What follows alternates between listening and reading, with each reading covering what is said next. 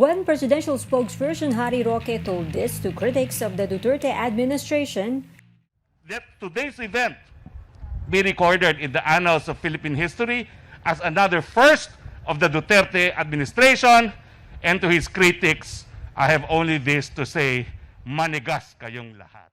Senator Panfilo Lacson posted this on his Twitter account.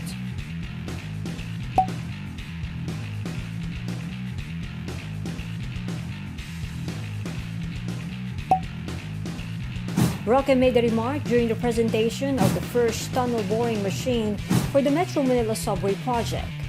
Roque claims administration critics will not stop until they are back in power.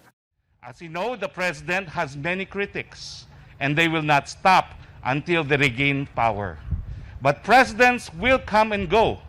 But in the annals of Philippine history, President Rodrigo Roa Duterte will be remembered for the renaissance of infrastructure, for beating COVID-19, and of course, for all the social legislation that he so shepherded, including universal health care and free tuition in state colleges and universities.